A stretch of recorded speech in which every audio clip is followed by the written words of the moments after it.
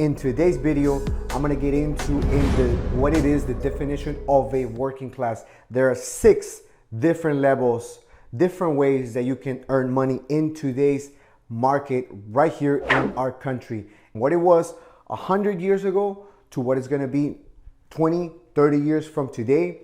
I'm gonna talk to you about what I believe, where we will be heading as far as the definition of a working class. So stay tuned, guys.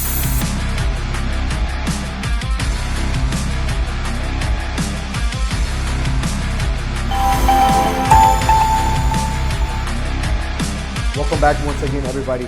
Hey, if you're new to the channel, my name is Marcelino, and the purpose of this channel is to just get into what it is, to be a better individual, to add value to the marketplace, to understand the different, what is going to be today's video is going to be to understand the different classes of a working class.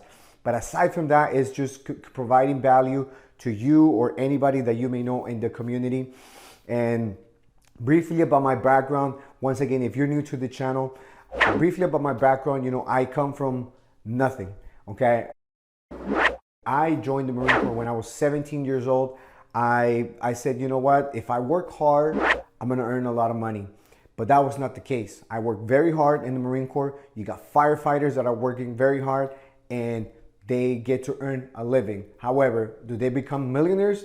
Perhaps down the line, but it's not a job that is gonna make you a millionaire. So for me I'm gonna join the Marine Corps. I'm gonna do what I can in order for me to be successful, make a lot of money, which I did learn a lot. I gained a lot of values for myself, and I actually do not regret going into the Marine Corps because it made me the person that I am today in this world. And I'm just very grateful that I got the opportunity to join the Marine Corps for 5 years. I served in North Carolina. I served wars in Iraq and Afghanistan, and that was one of the things that, for me, gave me eye-opening and really, really appreciate what it is to be in this country and be in a free world. So I grew up in the city of Long Beach. I came into this country. Actually, I was raised for the earlier part of my life. I was raised in the border, right across the border in the country of Mexico, in a city called Tijuana. That is where I grew up, in the early 90s. I came into the country. I grew up in the city of Long Beach, like I said. That's where I went to school. When I graduated, I decided to join the Marine Corps. I got out, came back to California. All I knew was, and I got to work very hard in order for me to make a living. So what I did is when I got out, I stayed in the restaurant industry for many, many years. I actually went to culinary school, for that matter, to go get a degree because I'm thinking I have to go to school, I have to get a job, and I have to get into debt in order for me to earn a living. Luckily enough for me, I didn't have to get a loan for my degree because the military paid for it. So why am I saying this to you? I'm saying only this because we are in a country. If you haven't seen the book of my reviews of Rich Dad Poor Dad, go ahead and check it out. There I talk about the 4 levels that Robert Kiyosaki talks in his book about how to earn money. So this video is very similar to that. However, with this one, it's going to be the definition of what it is to be in a working class. And, it's based off the book that is called GoPro. GoPro, it's a book that is about, maybe if you get it in Audible, it's about 3 hours. Great book, highly, highly recommended, especially if you're in sales, especially if you're in business. It's one of the great books that gives you a different perspective of how to approach your day-to-day life when it comes to what you're doing for a living. So the first definition of a working class, you got the blue collar. So the blue collar it's what it is. It's a member of a working class. You either labor something, you fix something, you service something for someone. You basically go into work, you clock in and you clock out. And they give you it gives you a certain satisfaction in the sense that it's safe. You have a job. You go in, you're gonna get paid either that Friday, the following Friday. Guess what's gonna happen when you get paid? The first thing that you're gonna have to pay is pay taxes. That is one thing that we already all figured it out on how we gotta pay back to the government. So the definition of a working class is someone who it's a member of a working class, performs labor, fixes something, works for somebody else, builds something, and again, it gives you a level of a different satisfaction. But will it deliver on a perfect career of where you want to be? Perhaps not. I know a lot of people are just, in a job that they don't like, they don't hate. That is very, very common in today's society, where you have someone who it's part of a working class, but they don't like what they do. They hate it. So, but that is the definition of a blue collar. The second one, it's going to be the definition of a white collar. So this one it refers to someone who performs administrative work. They're a manager of an office. They work in a cubicle. It's basically socially acceptable. When you are in a white collar, you are in management position. So therefore you get to hire your people that are going to be working for the blue collar. You typically have an office. You typically you have a boss above you, but you have people working underneath you. And it is socially acceptable, because as long as you have a position where you are in charge of a store, or you're in charge of an office, or you're in charge of whatever that might be, right? It is socially acceptable for most people. Why? Because it is secure. It'll pay you benefits. It will pay you perhaps not a pension, because pretty much those are gone in today's world, but you get some type of benefits with that. And most people are comfortable. They like it. They believe it's okay, which is nothing wrong with it. But that will be the second definition of a working class. So the third definition of a working class will be in sales. How many of you know people that are in sales? I personally know a lot of people that are in sales. I know people that are in the furniture sales, in the there's medicinal products that they sell. Real estate is in sales. Insurance and financials, maybe part of it may be in sales, but not most of it. But with the definition of sales, it's an adventure. You are paid on the production of what you produce. You're not get paid by the hour. It's all based on production. Everything goes perfect in sales, actually. As a matter of fact, when you are in sales, there might be a time where you as the individual have a really good month, have a really good year. And what happens? You start earning the money. You start earning the money, so you start to living that lifestyle based on the money that you're earning at that point. But what happens when the following month or the following year you have a downturn? Because it's gonna happen. Not in sales, everything is not linear, and everything doesn't go up. Everything is up and down, up and down. That's just how we live life. But when the company changes the compensation as well, that can also affect your ability to sustain and maintain the lifestyle that you created for yourself. Or another way that it can affect you is when you are in a territory and then there comes a competitor, and you dominated that territory, but now you have a competitor, right, in your field or whatever product you service. Now that person takes over. It can get complicated as well, simply because in sales, if you work 40 hours, you might as well get a job. 50 hours, 60 hours, it becomes 80 hours. So then, therefore, the sales, they start to take over your life. There may be a point where you cannot just pay the bills, or maybe a point where you are earning a lot of money, but it's taking the time away from, let's say, your personal family, because you are heavily involved in constantly chasing the next sales. Nothing wrong with it. I'm not saying that sales is bad. Absolutely, there is nothing wrong with that. However, there is a point in life where it might take over if you don't know how to prevent that and draw the line if you are in the business of sales. So the fourth one, it's going to be a business owner. With the business owner, you call the shots. You are in charge of that business. You get to run the business how you want to run it, as long as it is ethically right according to your state laws and regulations, but you get to run it eventually how you want to run it. Most of the times to start a business, the typical business owner will have to dip into the life savings in order to get that running. you take out a new debt in order for you to create that, get that business going. That's why we have business loans. So it could be a little bit risky.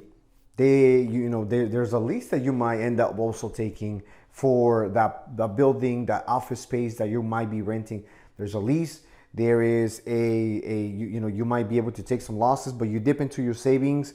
And then there is a point where you start to focus on basically everything that's not going to produce you the money, because it got you to that point where now you're the business owner. But there is a point now in time where you might end up, focusing on whatever it's not going to be producing you the money, such as, taking care of the employees, babysitting, being in the accounts receivable, and, taking care of the accountant, the paperwork, the accountables. If you don't have somebody else that's going to take care of that, and I know a lot of business owners as well that they like to take care of that themselves, so then the business start consuming their energy, start consuming their time. So in this one, you, like anything else, you either succeed or you fail. If you fail, guess what? You will have to file for bankruptcy, and that's going to cause a massive drawback. It's going to cause a pushback, and most of them actually, I know a few of them where they had a business and they end up falling back to corporate America, meaning that they have to go back and get a job. So it can be risky. There's a lot of hours. It's usually long hours, and it can be very, very stressful. And most of them, a lot of the times they don't want a return on their investment. They want a return of their investment, meaning that, hey, I'm okay with just getting my money back. I'm okay with just breaking even. That is very, very common on what we see today with most business owners when they start a business, but they're not able to move forward with it or succeed with it. They end up having to pull back, and all they ask for is, hey, I don't want to be part of this business anymore. I'm not even looking for my return on my investment. I just want my return of my initial investment that I initially put into the business, and I want to cut out. That is your business owner. And actually, Robert Kiyosaki talks about that in his book, Rich Dad, Poor Dad, which are the 4 quadrants of how to earn money. And this one right here, the next one is going to be actually the investor. But for this one, and also Robert talks about this, but for this one, you're going to need money. Not necessarily all the time, because you can also syndicate a deal. I know that Grant Cardone is very big on syndicating a deal, meaning that they're going to go buy a building, but the person who syndicated the deal does not have to be the investor that comes up with the money up front. He just has to know what the building is going to look like, how the geographics of the city, the economic situation of the city, how many families live, what's the population, what's the average, are they married, do they have kids, what's the average age, what's the average income, what do people have a degree, are they high school graduate, what's the unemployment rate, what's the job trajectory that it's going to be for the next couple of years. So you need to know those numbers very, very well. If you're going to syndicate a deal, if you're not going to come up with money up front to be an investor, you better know the demographics very well of whatever deal you're going to syndicate, whether that is real estate or anything else outside of that. But in this case, as I was talking, Grant Cardone talks about syndicating a deal. When they buy apartment buildings, you don't necessarily have to come up with the money, but you have to basically, how people say, you have to pitch it in to the investors. And why should the investors buy into your deal? And why should they give you the money in order for them to invest in that property? But outside of that, if you don't have any of that, you're going to need the money.